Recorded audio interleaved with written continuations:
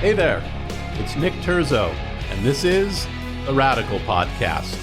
No, we won't be overthrowing any governments, but we will be learning from radical creatives who rule the world. Welcome, I'm Nick Terzo, and this is The Radical. I could not be any more effusive about my guest this week. He personally means so very much to me, Tony Award-winning composer Tom Kitt. You may recognize his work from the musicals Jagged Little Pill, American Idiot, and SpongeBob SquarePants. Lin-Manuel Miranda has declared him amongst the best melodists of our generation. And if you know anything about me, I love melody. Tom has won a Pulitzer Prize for drama with his play Next to Normal, 2 Tony Awards, and an Emmy. Tom and I discuss his path to success, the length of time from inception to Broadway, the cross-pollination of musicals, TV, and film, and collaborating with such legends as Lin-Manuel Miranda, Cameron Crowe, and Green Day. Not only is Tom extremely talented, but he is also one of the loveliest and compassionate humans walking the planet. Up next, my conversation with composer Tom Kitt. Hey, Tom. Hello, Nick. How are you? Thank you for being here today. Thank you for having me. It's a huge honor for me to be here, and I just have to start out by saying that you were the first person. Don't start this. No, but I have to, because as a intern at Columbia Records and all these big dreams of making it in music and doing something and being really intimidated by the environment, you were somebody who gave me real guidance and took an interest, and I'm always going to be so grateful for that. So when you reached out to me to have a conversation with you today, I was very excited. My pleasure. I may have been the only person that gave you really poor advice, though, too, with your career, because I'm quite sure I understood you were getting an economics degree at Columbia University, and you kept talking to me about this composer career you wanted, and I was like, you're out of your mind. Your parents are going to kill you if you pursue this path. So I think I gave you bad advice during that time. So I just want to be on record. You gave me really good advice, actually. You came to one of my first big gigs down at Arlene Grocery, and gave me some very honest feedback. Not me. And it put me on a much stronger road. So I'm grateful. And it's funny that you say that, because there I was watching you in a room filled with artists that you developed and took an interest in and changed lives. And so to say you're crazy to do this, as I was watching the passion all around you, I wasn't going to listen to that. I had to do something for your parents. I just had to do one little. They got like the economics degree. They won. They won out. Everyone's won. So you've all won. So I'm so proud of you that you don't even understand. So you're in New York. I mean, theater and Broadway is kind of dark, of course.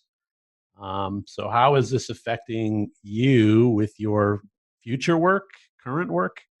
Well, yeah, it's devastating. No one could have ever foreseen something like this, and the uncertainty of it, just to see the decimation that this causes, both in terms of things that were supposed to happen, but also livelihoods. People who have had to move out of New York, people who are trying to make ends meet, and it's a crisis. It's an enormous crisis. And for me, who had things in motion that were about to happen in the previous season, it was loss. I was grieving all spring for the things that I saw were about to happen. In terms of current work, it's really just a pause button that's been hit, and you don't know when it will be released. I have a show at Lincoln Center called Flying Over Sunset that I've written with James Lapine and Michael Corey, and that has been announced a couple of times. The latest is that it's happening in the fall of 21, but we'll have to see. I also have The Visitor with another score that I've written with Brian Yorkie, which I'm really excited about. And Kwame Kwei Armah is the book writer. That's based on the Tom McCarthy beautiful film from 2007. And the set is literally in the theater. We were to begin tech. We were going to have our Sitzprobe Friday, March 13th. And that was the day that The Visitor went on pause. So those are just waiting for the go. And then there's things like Almost Famous. We had done our out of town last summer and fall at the Old Globe in San Diego. And that went very well. And so we're just waiting for, again, that to resume. And then there are other things that I had in motion that I'm still working on, and new things that have come out of this pause.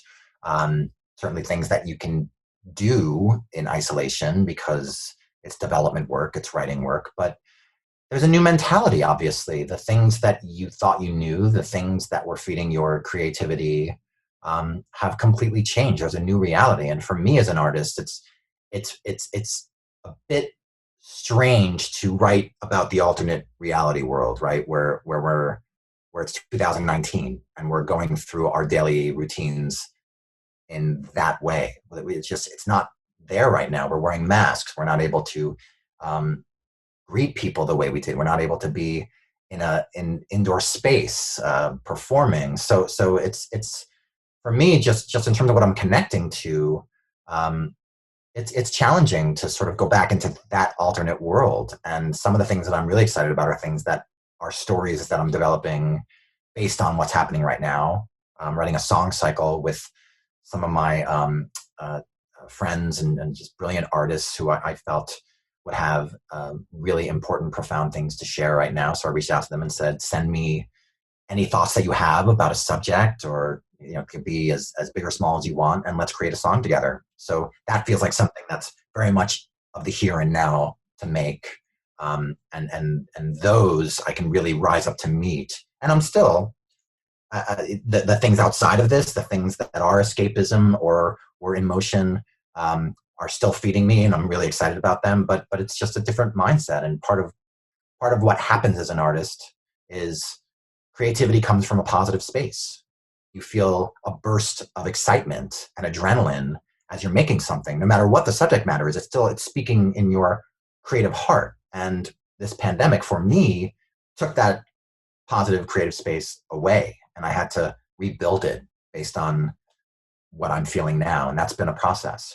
I mean, I don't want to get dark about this because you and I were just talking about optimism, that we're going to come through this and everything's going to be great, right? But in your world, and like the theater world, who's going to like maybe be permanently damaged here? I mean, will the bit actors that kind of do chorus lines and whatever sing back up? I mean, are those guys decimate? Is it the crew, the technical crew? Who's really going to? Yeah, I think it's anybody who has to really contemplate whether they can continue as an artist working in the theater. Because the longer it takes to come back, the harder it's going to be. People who moved away from New York City and maybe won't return. So I believe in resiliency. I believe that we'll be back, and there will be a glorious revival of theater. People will I know I will weep the first night I'm in a theater watching actors on stage and hearing music. So that is something I think to really look forward to, but the toll before we get there is enormous. And I think we really do have to fear for the cost to theater and to the arts in general. Everyone is struggling for survival. And at a certain point, you have to be able to start coming down the mountain. It just feels like we're constantly climbing. And every time you feel like there's a ray of light, then another unexpected setback comes in. And I'm sure any industry that's facing what my industry is having those questions, doing that thought experiment of when do you just say, okay, we have to, for our survival, we have to, in an imperfect world, we have to figure out a way to start coming back. Uh, we will.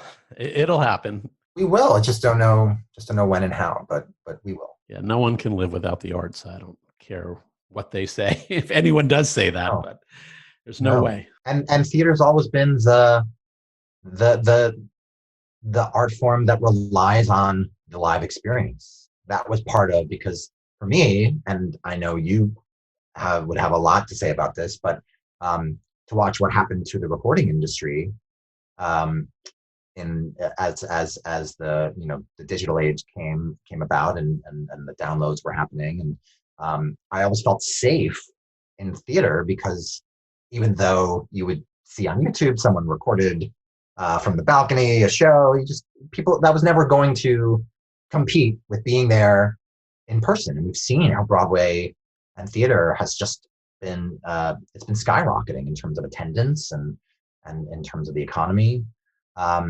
So it's just crazy that thing that felt so safe is now the most precarious in a situation like we're in.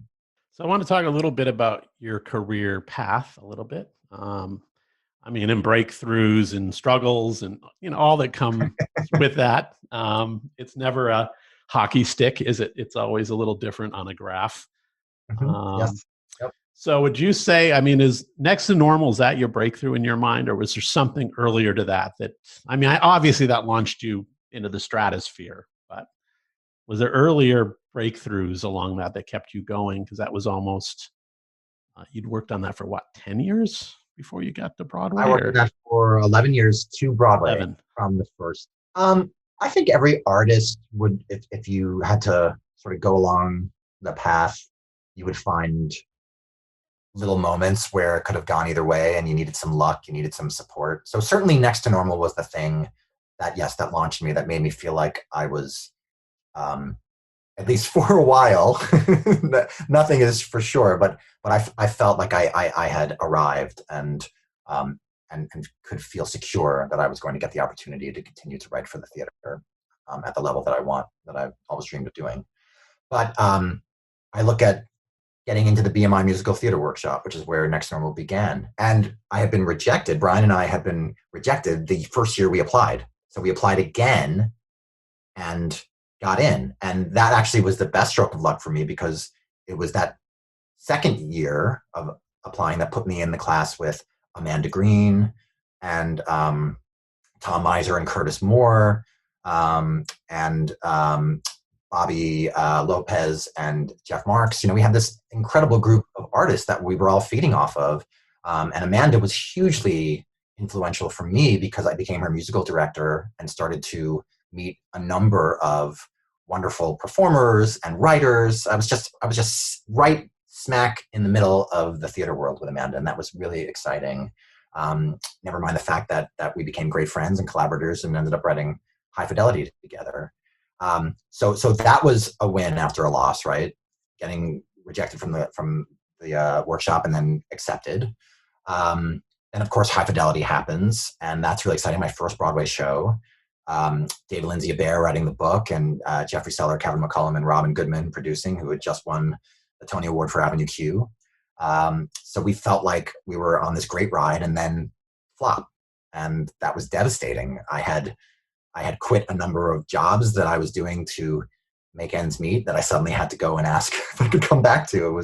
There was that uncertainty of, am I going to be able to have a career in this?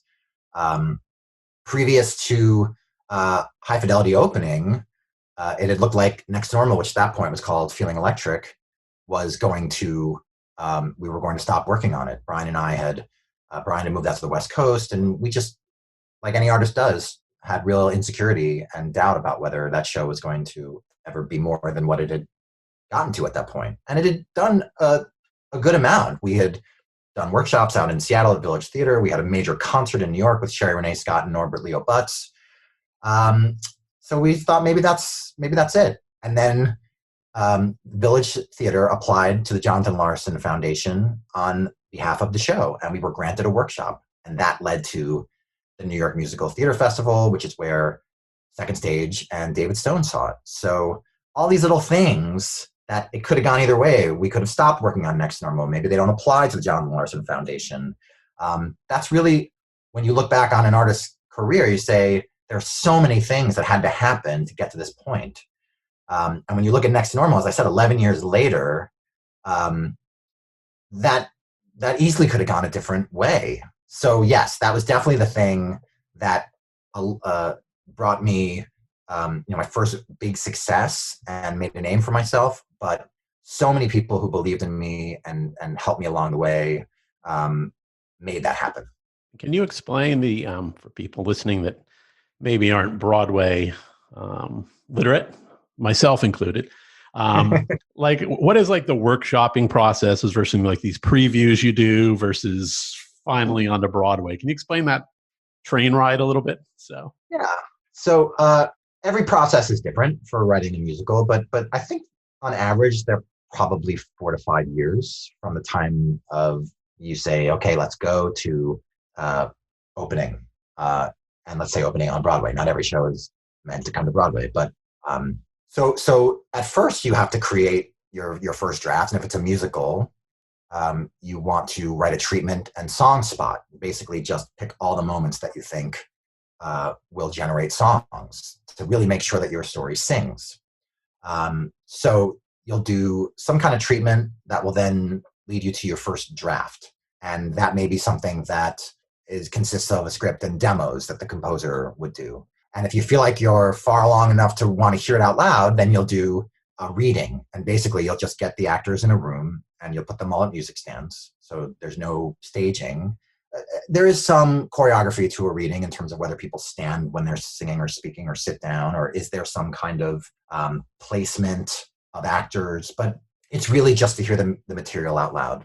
And I've seen that process develop from only a piano in the room to now sometimes percussion or other instruments. If you're doing American Idiot, for example, doing a reading on the piano is not really going to give you what you need to hear it. So the very first reading of American Idiot, I had 5-piece band, so I could really hear the music. So you'll do that reading, and then if that goes really well, you maybe do a second reading, or you might go to a work session. And the work session, I've seen and been involved with musicals where they are fully staged. Almost Famous, we did staged work sessions. So the actors have 4 weeks, most likely off book, and really perform the musical in a rehearsal room. And you invite people to see it, and that may be investors, that may be regional theaters, but you're serious enough about the work that now you want to really look at the trajectory, and obviously the pedigree of a creative team and a producing team has a lot to say about that. There are people whose track record will ensure them that they can have, if a regional theater is interested and they know who's working on it, they might say, well, we know we want to do this, so we're going to find a way to work it with all of our schedules. But anyway, that work session goes well. It may be now leading up to your out-of-town tryout. So we springboarded from the Almost Famous work sessions to the production at the Old Globe. Now, Almost Famous went fast. I first met Cameron Crowe in the summer of 2017, and we were in production summer of 2019. So we wrote that in 2 years. That's fast for a musical. The thing about Next to Normal is that it was Brian and my first album.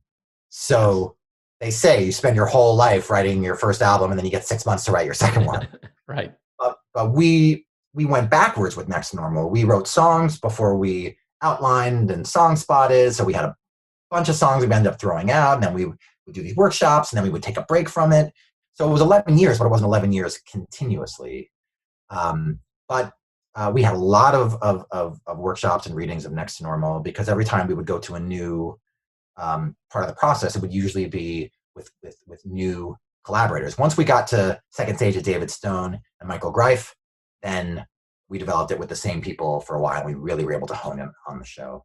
But there was a lot that Brian and I were flying by the seat of our pants. We're trying to support ourselves as 20-year-olds in New York City and trying to figure out if we can even do this career that we dreamed of. So now that I am really working in the world of musical theater, the process has a more predictable trajectory, even though you can't predict how many years it will take. Right. So the 11 years developing it and receiving 11 Tony nominations, does that validate you then for each year that you put into it? And you That won, right? You won for score, Tony, yes, and you yes, won the Pulitzer Prize, right, for drama, that play? yes. We won the Pulitzer for drama, and we won. Next one won 3 Tony Awards. Brian and I won for score. Michael Starobin and I won for orchestrations, and Alice Ripley won for leading actress. Nice, nice. And how involved, like, is, you're known more as a composer and an arranger in certain aspects. I guess maybe with more established work, you're an arranger, I guess. Like American Idiot was, I mean, that music existed, so you were more the arranger. You're not the composer. Yes, yes. I mean, for anything, you have to put your writing hat on, and especially for something like American Idiot or Jagged Little Pill, um, there has to be a process of taking an album and putting it into the world of musical theater. So how do you do that? How do you speak in both languages and not compromise anything that has made that album the brilliant, iconic work that it is? So there's a process, and that process is done with Alanis Morissette, with Green Day, with the Go-Go's when I worked on Head Over Heels. Um, and that process I outlined of a musical is what you do. And you hear it in a reading, you hear it in a work session. And as you start to add characters, vocal arrangements, the story dictates a moment. We were talking the other night about You Ought to Know, and I was saying that was a song that I wanted to deconstruct a little bit in Jagged Little Pill because a groove, if a song begins with a groove, it feels a little bit formed, right? You're in motion already. And in the musical of Jagged Little Pill, that's a very naked moment to begin with. There's a lot of anger and hurt and pain, and you don't know where this character is going to take it. So I wanted to start a little smaller, a little less in time, and then build into the groove. And it's really satisfying when you get there. But those are the things that you discover in the rehearsal process. But I'm thinking as a writer, I'm thinking as a creator for a musical score in a musical, what does this moment need to do? And that doesn't change whether you're composing it or arranging it. And I mean, do you feel, I mean, since you're mainly score guy in an original type composition, what's your contribution to actually like the story or to like what's being told then? Or do you have input into that? Or is the guy who writes the book or the woman who writes the book the only person that speaks to that? How does that work? It's really collaborative. And that's the beautiful thing about musicals, that everybody on the creative team has something to say, something important to say about the story. It is definitely the book writer's job. And at the end of the day, I always say this is for you to take in however you want. Here's an observation. Here's a thought. Because sometimes, as we know, when we're just looking at this one thing, we don't always see some of the peripheral things. And so you rely on those other sets of eyes that are experienced and equally creative to ask important questions. So I definitely will talk story, and I'll always make sure I'll say I had some thoughts. If you're interested, is there a time we can talk? I don't ever want to bombard someone because there's always a lot that's going on. But yeah, we all wanted to contribute to the to the musical success and the clarity. And I get great musical notes from the director, from the book writer, because they just, whether you can name it, you're sitting in the theater, you're experiencing the show. If something doesn't read quite right, you want to bring it up. And when you work with someone like at a level of like Cameron Crowe, who's been around for decades and done some exceptional work, like how does he participate then with like Almost Famous? Like what becomes his role in that? Well, Cameron is Almost Famous, so Yes. so he's really the one that we all rely on for everything. So Cameron, and especially because he lived that, his he needs to be consulted really everywhere. The design of the musical, and of course the music. And for me, he's one of my heroes. So to be able to be in the room with him and to have become as close, like we're really close, the two of us, and that's a great gift. Tell him I said hi. Well, Haven't talked to him um, since Singles back in the 90s, but tell oh, him and I that's said hi. again my wife and I were first dating when that movie came out, and she had a poster of it. So so for both of us, for Rita and I, it was hugely meaningful to get to be in Cameron's world.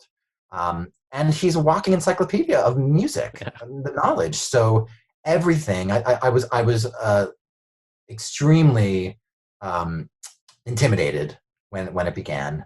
But he's so passionate and kind that it quickly just became a love fest for music, and we sort of geeked out. So we had a burst of creativity right away. I think I've mentioned we met in the summer of 17.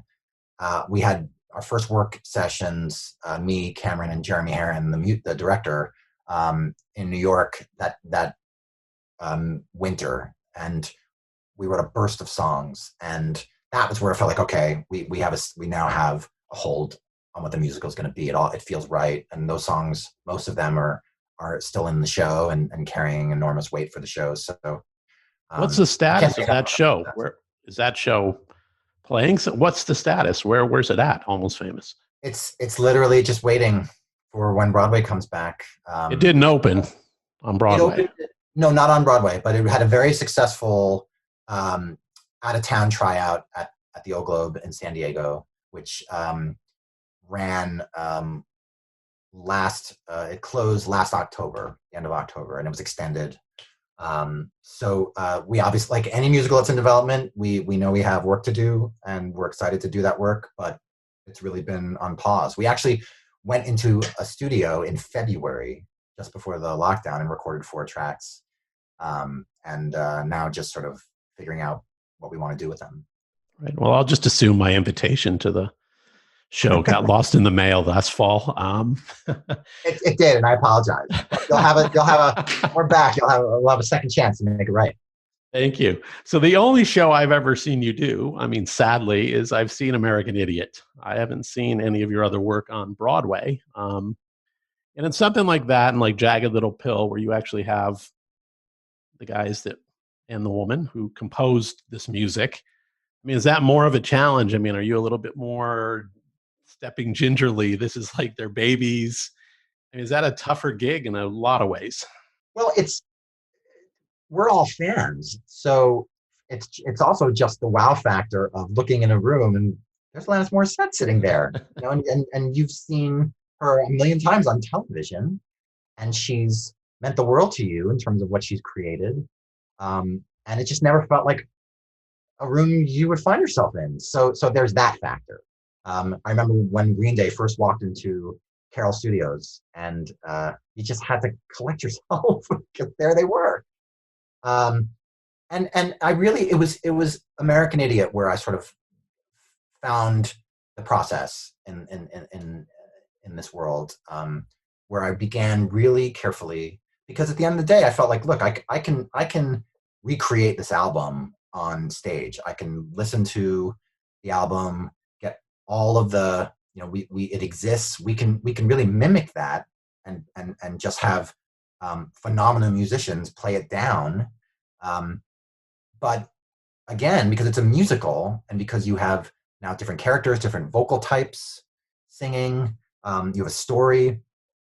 There's going to be some things that are going to have to be. It's an adaptation. It's not a verbatim recreating. It's an adaptation. So you have to adapt. And I, I I proceeded carefully because I really wanted to make sure that they felt comfortable. This is their first musical, and this is their baby. And I often say, everyone knows the album, so they're going to know what I did. It's going to be pretty obvious. So it's a lot of pressure, but at the same time, I have to trust my instincts that I will rise to meet the material. And something I said early on that Billy Joe really responded to, and I think it's just how I think about it now, is George Martin and the Beatles, because those are undeniable Beatles compositions. But what he added, the string quartet yesterday, all the orchestrations he did on songs like The Walrus, and it's that part of the sound is equally thrilling to me.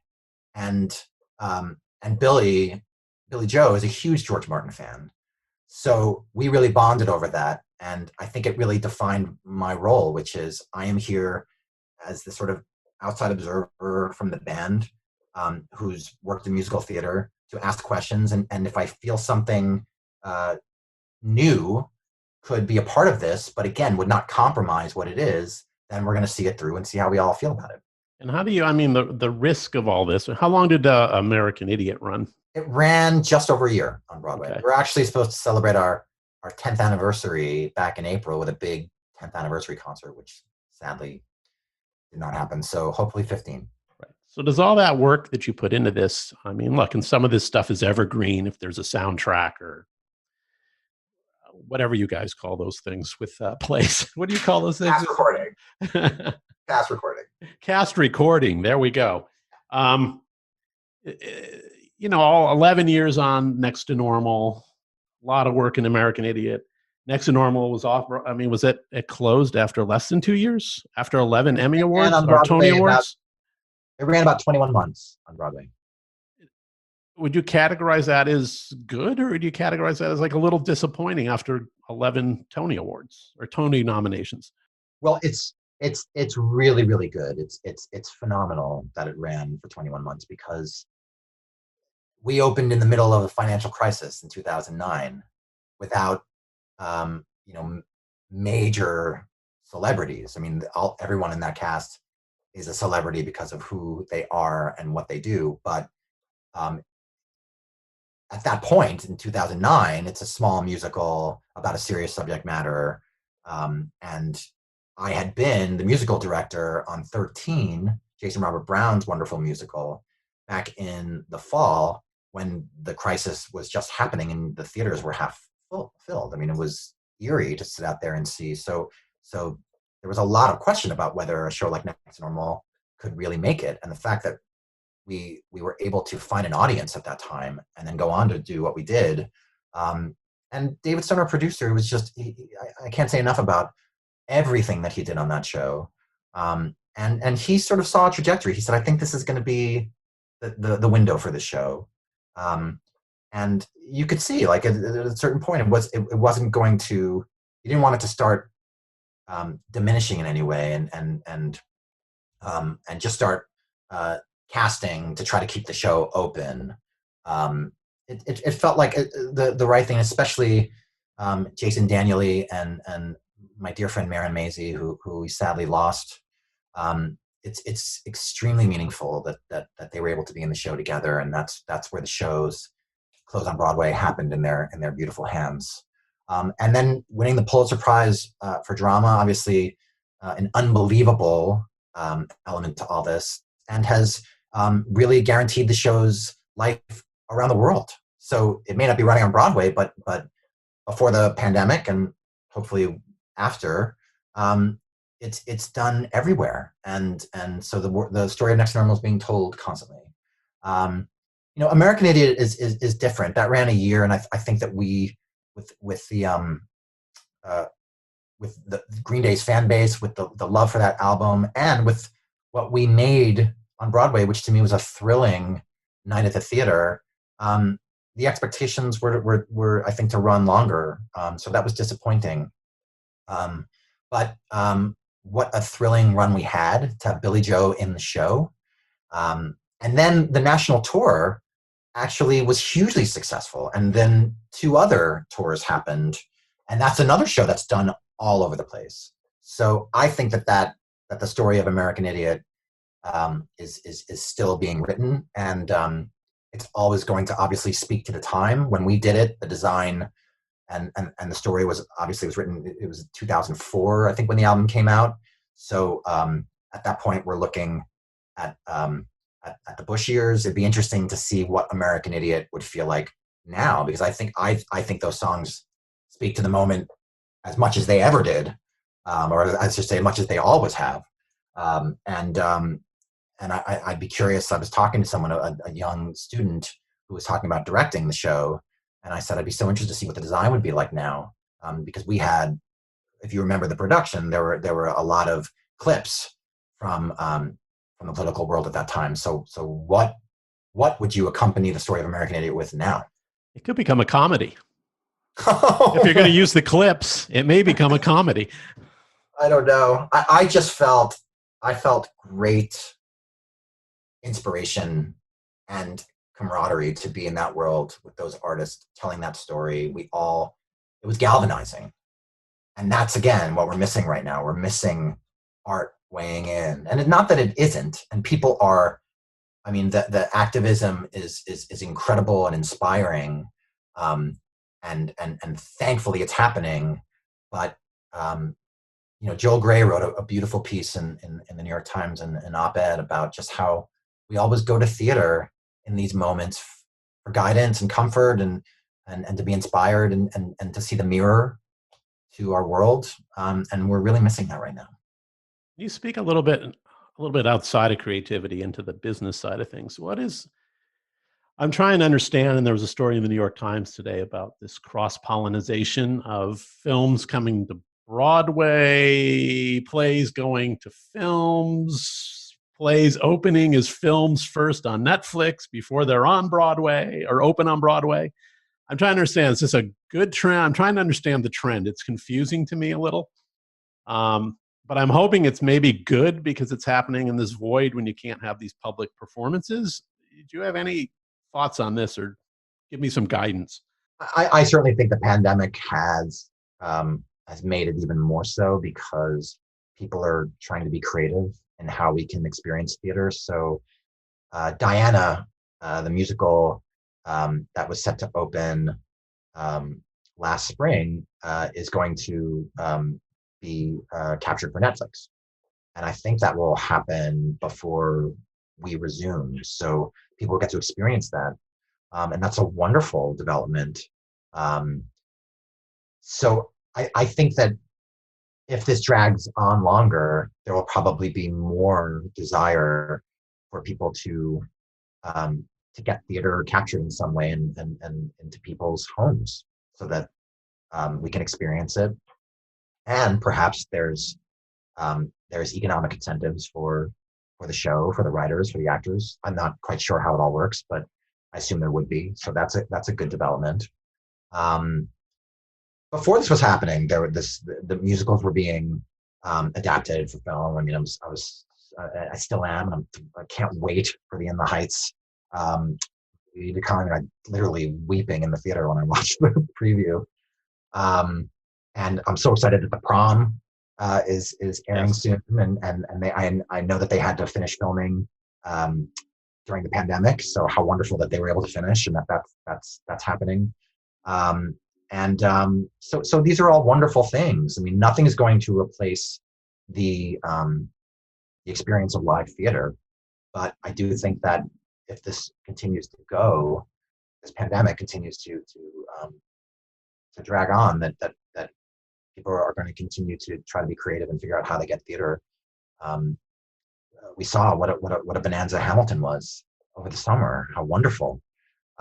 So we'll see. We'll see how it all. But I do think that even before this, musicals are in great demand, and whether it's a musical episode for a television show or a musical that's being, I was watching American Utopia last night, which, luckily for me, I got to experience in the theater, and it's just thrilling, and it's beautifully directed and performed.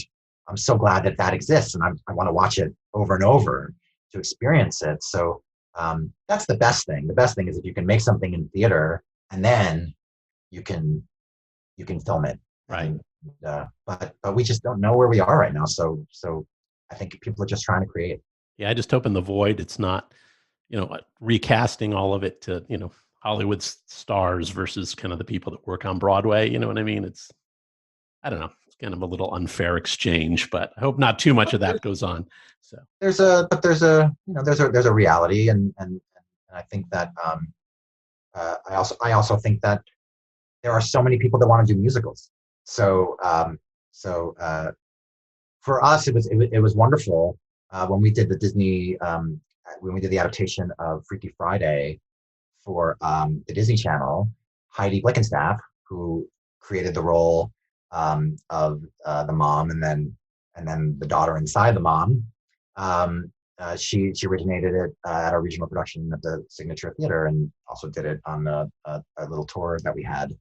And then she ended up playing the role in the film. So, and I know John Moy Young, who originated Frankie Valli on Broadway in Jersey Boys, was in the Clint Eastwood film adaptation. So it happens, but there's also obviously, I mean, as a writer, someone said to me that this big star wants to do Next Normal or If Then, or I mean, we already actually, Idina Menzel was one of the biggest stars. How lucky that we had Idina do If Then.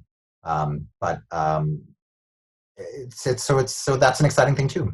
Is there any plan for like Next to Normal, following this path of going on to be a filmed? There's been interest in it really from I would say when the show found its success in that spring of 2009, but nothing firm at the moment. There are no plans for a film. I mean, it's interesting topical material. I mean, you guys kind of broke through walls with the topical material of that show. I mean, bipolarness, opiates, pharmacological drugs to treat this stuff. I mean, I was kind of on the edge what you guys did with this play, and I don't know, maybe seems like it would work during a pandemic to some degree. We still have some of those problems, clearly. It definitely is. I think it's always going to be topical because this is the human condition and these are the challenges that we face. But in adapting a musical for a film, you just have to make sure you see, I think, a cinematic way forward. How will the material be able to work on screen? And I don't think that we necessarily, Brian and I, have felt like for us that we've been able to see that yet. Not to say that we couldn't, but there are some musicals that quickly became films, and there's some that we have been asking, when is that going to be a film? Why hasn't that happened yet? And it's just, they all have their different path. Makes sense.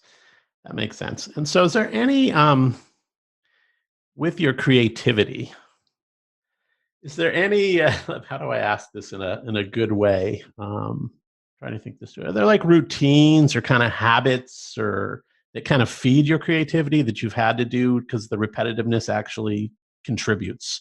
I think that as much as I can get into a zone of concentration and just being able to shut the world out, a lot of it is from taking in art, especially listening to music. I've been walking around New York, just listening to Appalachian Spring, the beautiful Aaron Copland composition. And it's just when you have those earbuds in and you're listening to music like that, you're looking around, even if it's the beauty of the fall foliage mixed with the kind of strange, still unsettling vision of people walking around in masks all around New York City. But there's something that music is telling you about that moment. And we've seen that. I mean, one of my favorite things about film is how, what was I watching? I was watching the movie Once, that beautiful John Carney movie. And it's I don't know if you know that film, but it's after Glenn Hansard has made his demo and is in the car with his bandmates and the record producer, and they're just sort of all talking, but they're listening to When Your Mind's Made Up, and so you're just hearing the music as they're all speaking to one another and just kind of bantering, and I just thought, all the scenes that they filmed of just talking and the music's not there, and then you put it together with the music and it changes the whole nature of what you're seeing. There was I don't know, do you know the song, the Genesis song, Your Own Special Way? Yes. I just heard it for the first time a couple of days ago. I don't know the song. I'm a big Genesis fan, but I was like, why don't I know this song? It's a beautiful song, and it's a complicated song. It's subtle, but the meter, it begins in 6/8, so it's dun dun dun dun dun dun, and then suddenly the chorus is dun back to four, dun, dun, dun, dun, and it's interesting composition, and then it's beautiful melody and instrumentation, and suddenly I wanted to write. Hearing that piece of music made me want to go and create something. So that for me is usually what sparks it. If I hear something in the world that just says like, oh, now I want to put something in the world that makes me feel that way. Awesome. Music begets music. It's fantastic. For me, at least. That's good. And you've had like incredible people that you've collaborated with. I mean, from Cameron to, Brian's been a really good muse for you guys as a team. You've done a little bit with Lin-Manuel. Was that more around the Emmys when you guys worked on that show, or the Tonys, or is that something else? No, we also collaborated on the musical Bring It On. Okay. Also, Amanda Green, the three of us wrote the score together. And Lynn, actually, I've known Lynn since 2005 because In the Heights was being developed with Jeffrey Seller and Ron Goodman and Kevin McCollum as High Fidelity was happening. So so we were all hanging out together, the creative teams of In the Heights and High Fidelity, and it was so thrilling to get to be alongside and see that show have its first production at 37 Arts, which was called at that point, I think it's now the Domena building here in New York. But we became fast friends, and then getting the chance to collaborate with him. He's one of the most extraordinary people I've ever met, obviously because of how gifted he is, and where that gift comes from in terms of his humanity and his love. And he just wears his heart on his sleeve. And he's so kind and supportive. He's meant a great deal to my older son, Michael, because he's known Michael since he was a kid. It was our first child, and Lynn was at birthday parties, and I think gave Michael a Diary of a Wimpy Kid collection that we still have and cherish. So he's been an important part of my family, and his family is so wonderful. I've gotten to be close with them. I remember driving up to his wedding. I had just landed from Norway, where Next to Normal had its first international production, and was exhausted, and drove with Rita up to his wedding, and then suddenly being there, it was like I didn't feel any ounce of exhaustion. It was just thrilling to be in their company and see all the love in that room. So Lynn, another great collaborator, and many. I've been blessed in this business to work with incredible people. Are there any lessons from any of these collaborators that you've really taken at heart and taken with you throughout? Is there that you would share? I mean, I don't know how much you want to ever share on that front, but just be kind of interesting what you've learned from being in a room with people at the top of their game. I think certainly about process, about taking yourself seriously, about being prepared, being genuine. Collaborative is a really important thing, to be open, to learn to fight for what you believe in and your ideas, but to also know that you're not going to be right all of the time. And that's why you're in these rooms, because there are people who are going to teach you about your show, about this moment. And it can be hard. Compromise is hard. But it's actually really satisfying when you find your way through the guidance of someone else. And you also learn that in this business, there's a lot of disappointment. Like in anything, there's going to be, I don't like to use the word failure, but there's going to be moments that you don't get quite right. And how do you move forward when something doesn't quite go the way you wanted, especially because in this business, it goes hand in hand with livelihood, being able to make a living and survive as an artist. So I've learned a lot of lessons. Hal Prince is someone that I was very close to, and I remember after High Fidelity, he gave me a lot of advice. And I just thought, wow, if Hal Prince is talking to me and taking an interest in what just happened and trying to help me, that must mean I'm doing something right.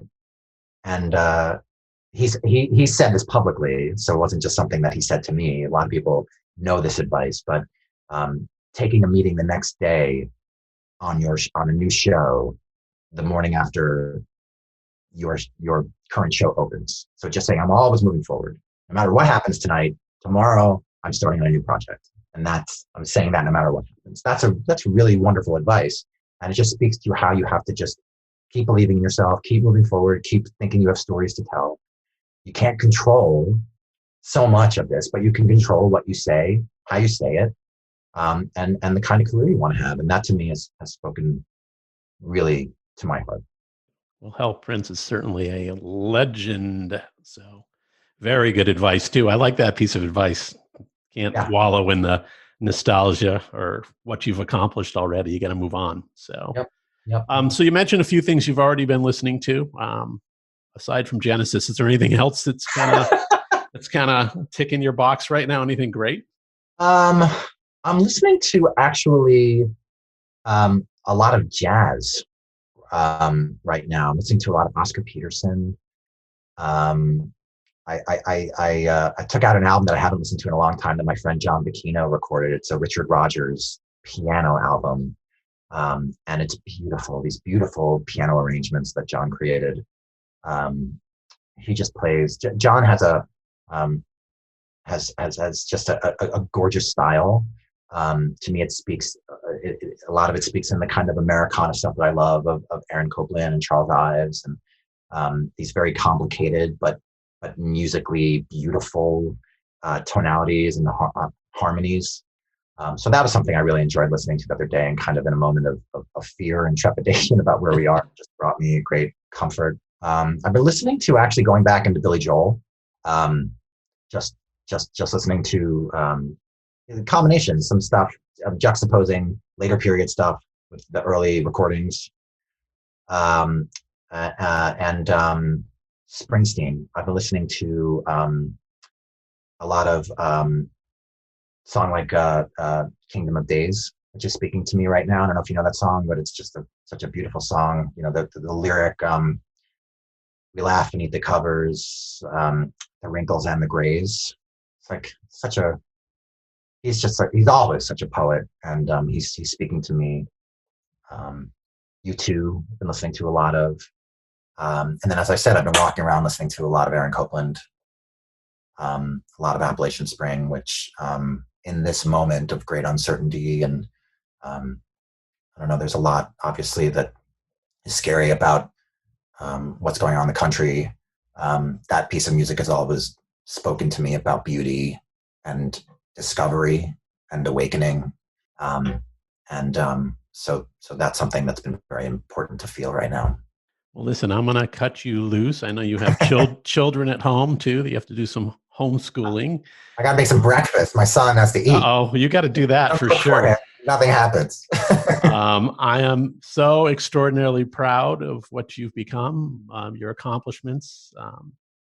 Your talent was very apparent to me, obviously, and it has nothing to do with me. It just, sometimes you're self-aware enough to notice what other people bring to the table. So, and in your case, I got it right, maybe. So thank you, Nick. And the last thing I'll say, which I don't even know if I told you, I have a record deal.